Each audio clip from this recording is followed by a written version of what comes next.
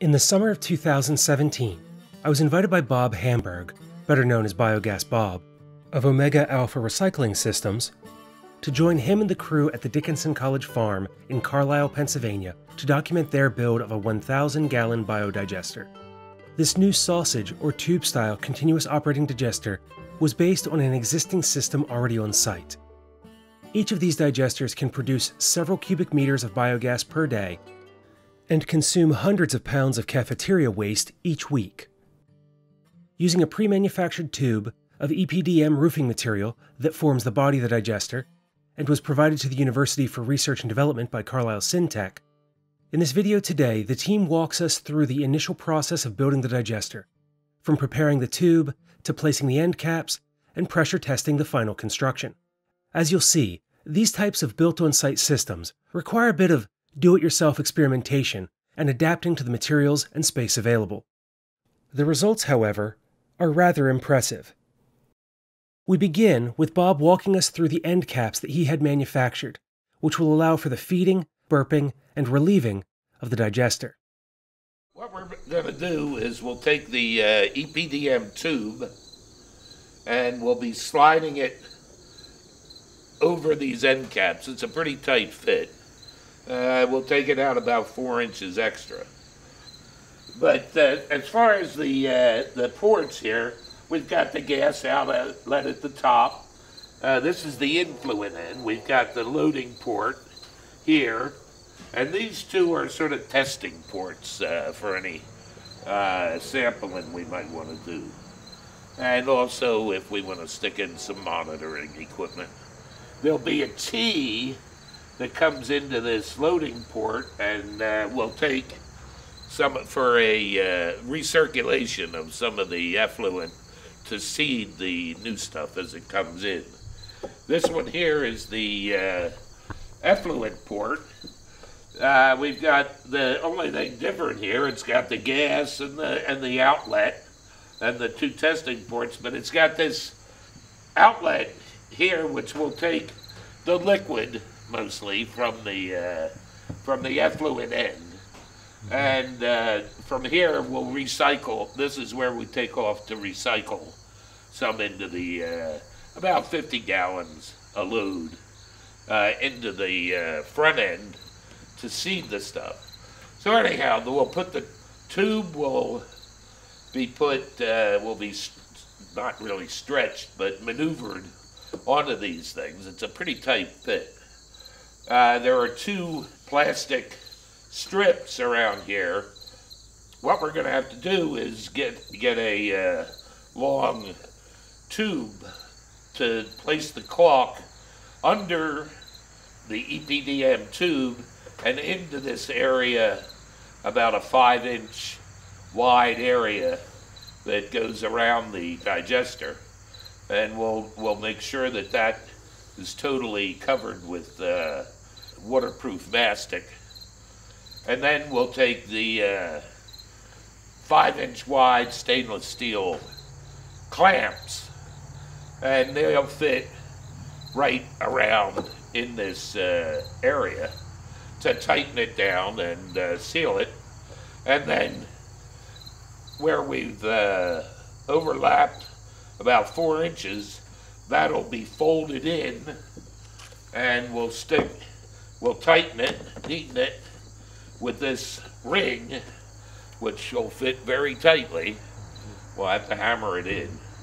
And then we'll put in bolts about every foot around, 10 bolts, which will definitely mean that the tube will not be able to move once it's set in place.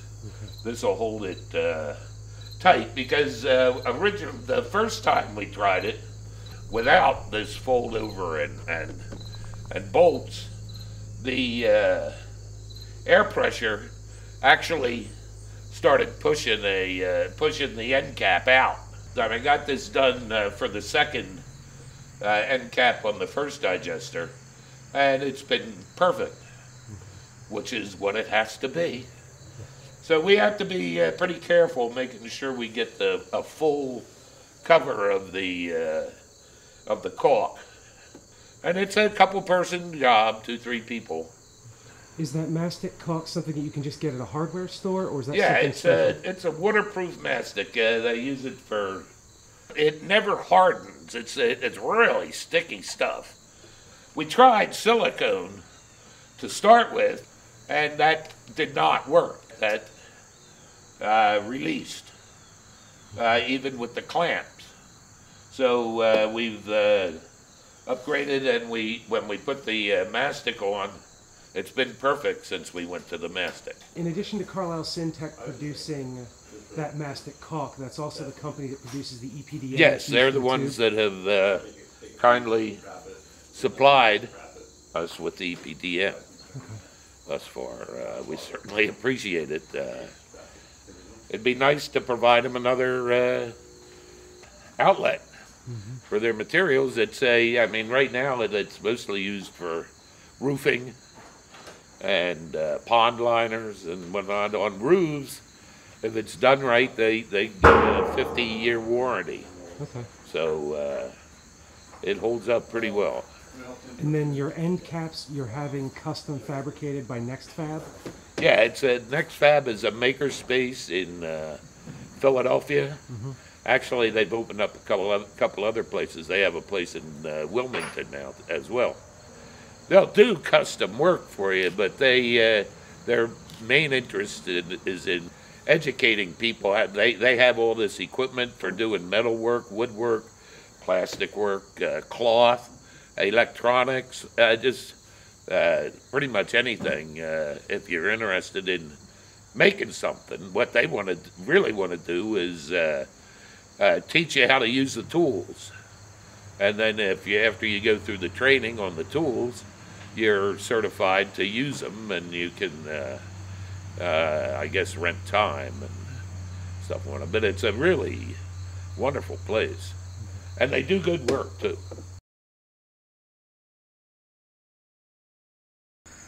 So then this will be a 25-foot BioDigester when we're done? It'll be about 24 foot active. It's going to take, well, we have to overlap 4 inches, and it's 8 inches in on each side. Okay. So lose a foot. It'll be 23 foot active. Okay. With a capacity of around 1,000 gallons in the other? Not likely to be a huge environmental disaster if it goes. If we get a leak. But to fit this tube onto the end cap, need to be able to grab it. So gotta make a few cuts in the end. These flaps here will fold inside and get secured by that ring, is the idea. Okay. This is one of the things that's got to be pretty close. Okay. So I mean, ideally it should be perfectly tight. The idea, I mean, with the sealing system, we can get a little bit of crimping, but we don't want too much. The caulk will take up some. We want it to be tight to get the caulk in there. So what's happening in the greenhouse then in preparation for the BioDigester? All right, these blocks laid on their side like this will provide the air channels, the heating channels underneath the digester. There'll be a nice big flow of hot air, and told we will get plenty of circulation and air mixing, even if it's laid out straight. Okay. The few at the end were laid out a little too crooked, and that was probably going to be big enough to inhibit airflow.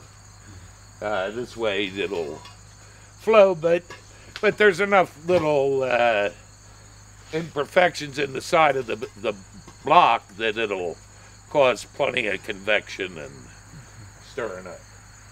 And those are just standard 16 by 8 cinder blocks?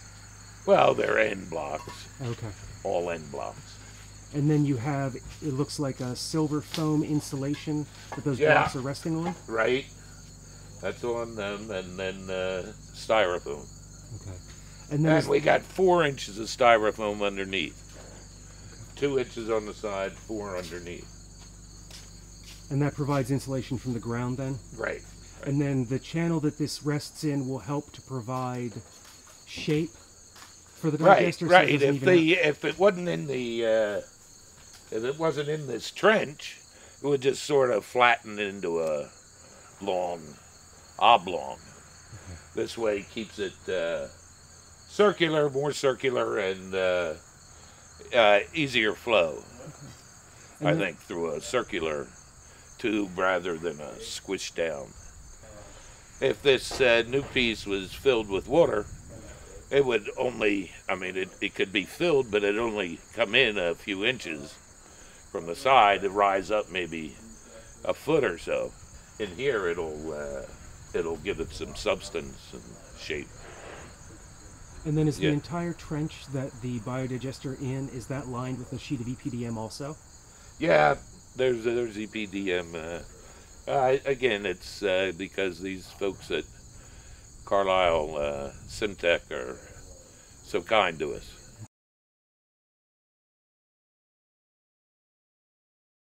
So then you're taking 3 bags of lava rocks and putting them into a double-layered bag or a double-layer mesh produce bag. Yep. Right. And this is to provide a permanent habitat for the microbes. This lava rock is light, it's got lots of holes in it, and it'll provide a home for huge quantities of the microbes to live on and reproduce and hopefully maintain a much higher level of the microbes in within the digester, rather than losing all of the microbes in the effluent. We'll still lose a lot of microbes in the effluent, but these bags will maintain a high enough population that we should be able to run through a lot more materials, is the theory. So in a way this kind of functions as a coral reef within your, a reef within your digester. Yeah. And this is just 550 test paracord with some loops in it that you're dragging through? Yep, and we measured where we wanted them. So we have them set at about halfway through the digester, and then every 3 feet after that. Okay. And then to help keep those from migrating, will you tie off both ends of your rope to the end caps then? That's right. You see how it's, we've got it tied to a hole in the end cap here. Okay. It'll just be tied to the influent end. Okay. Because all the flow will push it down toward the effluent end. And then will this allow you to do side-by-side comparisons of digestion times and things like that by having the two set up like this? That's right. That's the idea. We got 2 parallel digesters. We just added a variable by going with lava rock.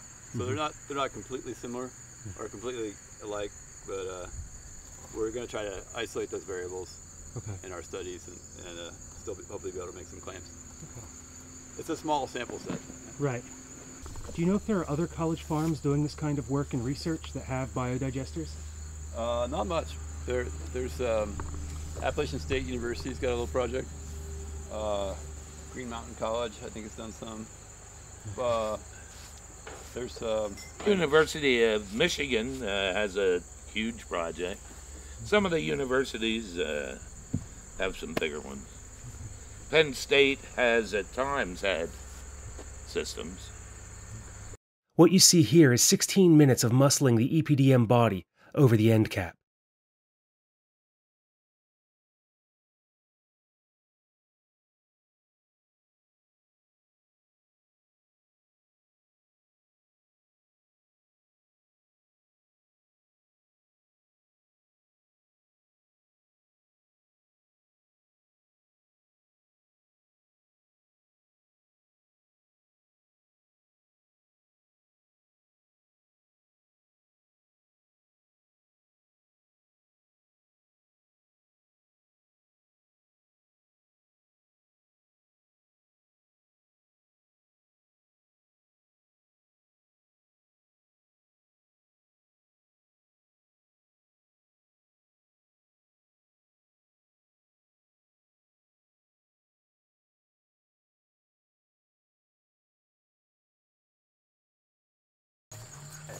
So we just made this simple apparatus here.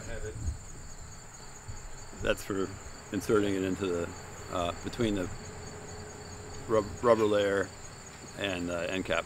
Okay. So we can pump the caulk through. So that's what allows you to set the tube first and then lay the caulk afterwards. Yeah, yeah. Otherwise, this caulk is extremely messy. Extremely messy. It like sticks to everything. So there's no way that you could put it in that groove and then add the tube over it. Okay. There, that'll do. Okay. Now the fun part. At this point, the team begins inserting the mastic caulk from Carlisle Syntec between the EPDM layer and the ridges around the edge of the cap. Similar to sliding on the end cap, it is a process requiring patience, group effort, and some sweat. Thankfully, farm fresh watermelon was on hand to refresh the crew.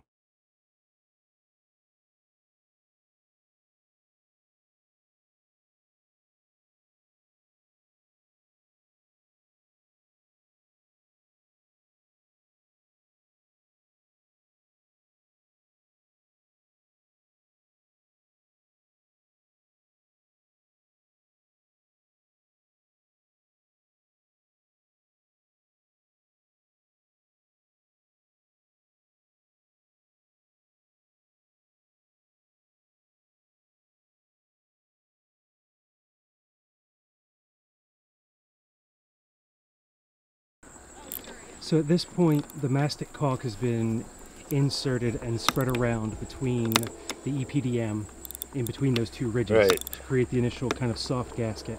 Right, And now you're putting on the stainless steel strap that will complete that seal. right, right. And this will come in a good ways with these 3 bolts. That they're a little over long, but And then is this strap something that you had manufactured Yeah. to go with the end caps that you created? the straps are.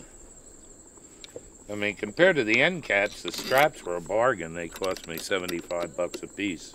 Stainless steel, 5/16 stainless steel, 5 inches wide with this these braces on it. I took some pictures of the first ones, and he adapted to what was a little change that made this, I think, a flatter seal. And then the end caps, if I remember correctly, are around $600 a piece. Yes, that's what they cost because they're custom and all. But the other thing is that these will be. I mean, we'll tighten them a bit today, and then over the next few days, tighten them a turn, maybe half a turn, just to make sure. So you don't have to over tighten them today. I mean, they're certainly made of seal. And then with the end caps, does that cost include all the fittings? No, it just cost. It's the polypropylene formed piece plus the bulkhead fittings and the bracing at the back and all. With the 3 bolts here at the top, this thing gets incredibly tight. Once this thing's together, it's more or less a lifetime installation. You're not going to come back and be fiddling with it once it's set. That's the idea, indeed. And the polypropylene holds up to the temperature Well, changes. that's no problem. I mean, the temperatures are just what it's like in the greenhouse, and the EPDM. I mean, a hot greenhouse because it gets over 100. But the EPDM's used for roofing, so it gets hotter than that. So the one thing left to do at this end is fold these over and stick this ring inside that'll hold this neat, and then we'll put in 10 bolts through here to hold this neat, and that way there's no way the rubber is going to move on the end cap. And then even if pressure builds up or something like that, you're not going to have any slippage or moving or anything. The entire thing is locked together. Right. Actually, there's more pressure when we air test it than, I mean, certainly if you shut off the gas outlets and it's making gas, it will blow. Once this starts happening, it's going to keep happening as long as it's warm enough. The last thing needs to happen is for this ring to set in here. This will be a pretty tight fit. It's supposed to be. Hopefully not quite as tight. Whoa, yeah. So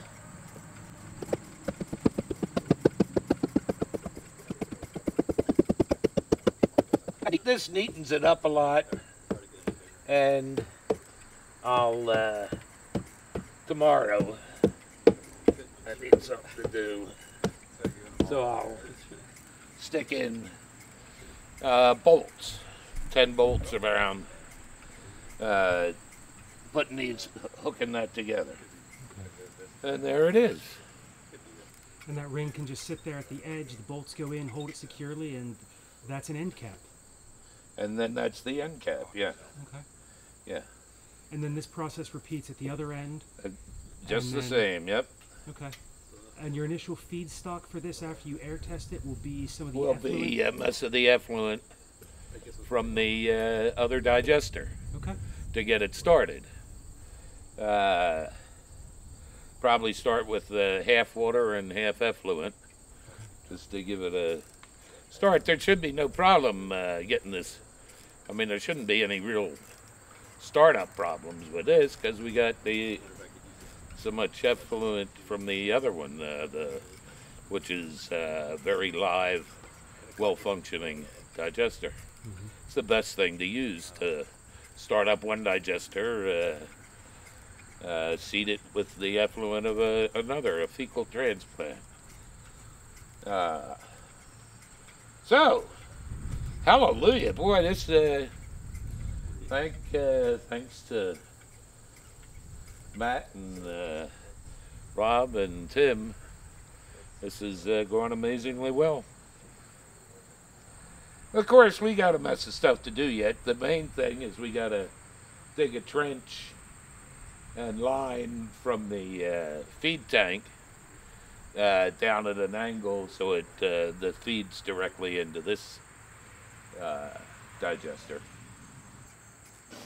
So the overall length now is going to be 24 inches and 24 inches or 24 feet 4 inches.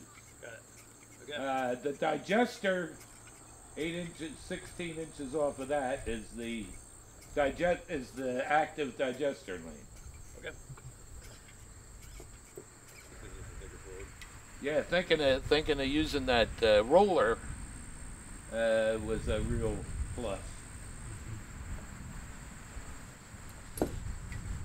It's one of the things about this that I'm learning through the process is even though you have these machined end caps, you've got the bands and everything else, it's still a developing idea.